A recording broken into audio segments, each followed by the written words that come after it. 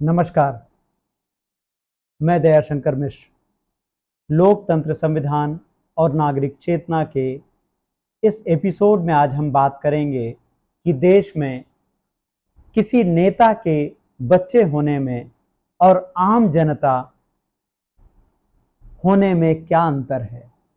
क्या अंतर है कि आप एक ऐसे नेता के यहाँ पैदा हों जिसके पास सारी सुख सुविधाएं हों और आपको किसी भी सवाल का जवाब नहीं देना हो, केवल बस इतना तय करना हो कि आप सत्ता में बने रहें, बाकी सारे रास्ते अपने आप खुल जाते हैं। दूसरी तरफ आप पढ़ लिख कर, पढ़ाई करके, रात दिन डिग्रियां लेकर जब सरकारी नौकरी के लिए पोर्टल में आवेदन करने जाएं, विज्ञापन देखें और सोचें कि मैं अप्लाई कर दूं, तो पता चलता है सरकारी नौकरियां हवा में उड़ गईं और सारे मौके नेताओं के बच्चों के कब्जे में आ गए।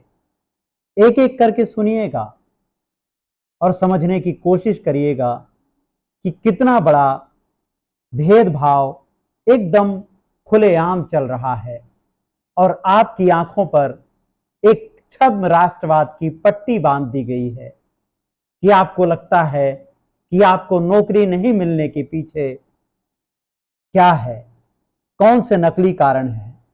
सबसे पहला नकली कारण बताया जाता है कि जनसंख्या बहुत है तो सरकार के पास पैसा नहीं है।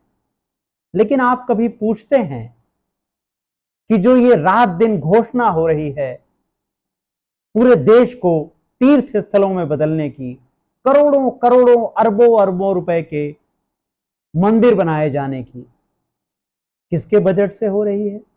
कहां से पैसा आ रहा है? आए दिन घोषणा हो रही है नए नए विशाल क्रिकेट स्टेडियम बनाए जाएंगे। किसके पैसे से बनाए जाएंगे? कौन उसके लिए जिम्मेदार है? और यह सब किसके लिए किया जा रहा है, हम वीडियो में विस्तार से समझते हैं। सबसे पहली बात, आज के अखबार में, दैनिक भास्कर में और दूसरे अखबारों में भी इस विज्ञापन को ध्यान से देखिए। पूरे पन्ने में यह विज्ञापन है जिसमें कांग्रेस से बीजेपी में शामिल हुए और अब बीजेपी नेता ज्योतिरादित्य सिंधिया के बेटे के विकास की पूरी कहानी छपी है। महाआर्यमान, महाआर्यमान जिसको कहीं महान आर्यमान बताया जा रहा है, जिसको कहीं युवराज बताया जा रहा है और न जाने कैसे कैसे प्रशंसा में गीत लिखे जा रहे हैं। क्योंकि ज्योतिरादित्य सिंधिया राजा हैं तो उनके बेटे के साथ युवराज लिखा गया है, आप इस विज्ञापन में देख सकते हैं। तो ज्योतिरादित्य सिंधिया के बेटे महान आर्यमान मध्य प्रदेश क्रिकेट एसोसिएशन के सबसे युवा अध्यक्ष बन गए हैं। वही ज्योतिरादित्य सिंधिया जिनके भाषणों में बार बार कहा जाता है कि ग्वालियर चंबल संभाग का विकास ही नहीं हुआ 70 साल में क्योंकि वहां पर बीजेपी की सरकार नहीं आई। ऐसा हम नहीं कह रहे, ज्योतिरादित्य अपने भाषणों में लगातार कहते रहते हैं कि कांग्रेस ने इस इलाके का विकास नहीं होने दिया।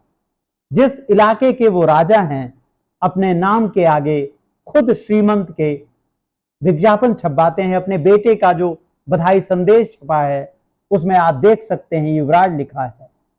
ऐसे सामंती सोच वाले नेता जो कहते हैं कि विकास ही नहीं हुआ जिस इलाके में उनके पिता, उनकी दादी और खुद उनका राजनीतिक वर्चस्व कायम है, कैसे उनका बेटा बिना कुछ खेले, पसीना बहाए मध्य प्रदेश क्रिकेट एसोसिएशन का सबसे युवा अध्यक्ष बन जाता है। तो आप समझ सकते हैं ज्योतिरादित्य सिंधिया बीजेपी में क्यों शामिल हुए। इसलिए शामिल नहीं हुए क्योंकि सवाल आपका था, ग्वालियर चंबल की जनता का था, सवाल अपने बच्चों के भविष्य का है। तो उनके बेटे का भविष्य तो बन रहा है। कैसे बन रहा है आप देख रहे हैं।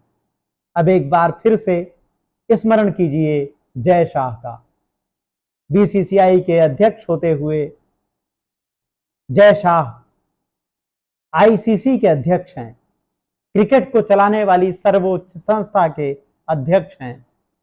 उनके बयान और भाव भंगिमाएं हम आए दिन देखते रहते हैं।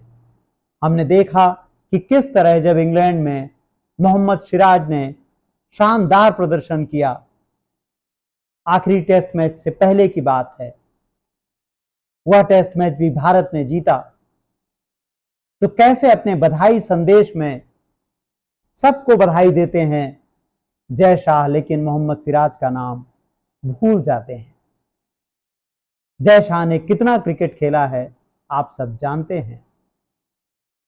हिमाचल प्रदेश के मुख्यमंत्री रहे प्रेम कुमार धूमल के बेटे अनुराग ठाकुर बीसीसीआई में बड़े पद पर रहते हैं और किस तरह से सरेआम जनता को गाली देते हैं, गोली मारने की बात करते हैं अपने देश के नागरिकों को और प्रमोशन पाते जाते हैं। इस वक्त बीजेपी की आंख के तारे हैं। उनका नाम तो बीजेपी अध्यक्ष की प्रस्तावित अनुमानित सूचियों में चल रहा है। बीजेपी अध्यक्ष का चयन कांग्रेस और दूसरी पार्टियों की तरह नहीं है, जिसके लिए मीडिया अब तक चारों तरफ से हंगामा मचा देता, बवाल काट देता, चारों तरफ से आपके दिमाग में दुष्प्रचार भरे जाते। लेकिन बीजेपी अपना अध्यक्ष नहीं चुन पा रही, यह सवाल किसी के मन में नहीं आता। तो आपने देखा ज्योतिरादित्य सिंधिया, जय शाह जो कि अमित शाह के बेटे हैं, अनुराग ठाकुर, बीजेपी नेताओं का भविष्य क्रिकेट में कितना सुरक्षित है, किस तरह से सब कुछ सुरक्षित है। और दूसरी तरफ उत्तर प्रदेश, देश का सबसे बड़ा राज्य, उसके मुख्यमंत्री, मुखिया, जिनके बारे में हिंदू हृदय सम्राट नंबर 1 कहा जाता है, ट्विटर पर अक्सर ही उनके प्रशंसक प्रधानमंत्री नरेंद्र मोदी को चुनौती देते हुए नजर आते हैं। ऐसे हिंदू हृदय सम्राट मुख्यमंत्री योगी आदित्यनाथ ने घोषणा की है कि उनके 5 लाख कर्मचारी जो सरकारी विभागों में हैं, निगमों में हैं, निकायों में हैं,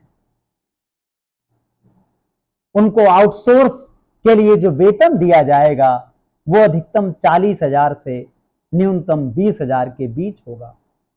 आप समझ रहे हैं, 5 लाख कर्मचारी हैं और यह सब सरकारी विभागों में हैं जो आपकी रोजमर्रा की जरूरतों से जुड़े हुए हैं।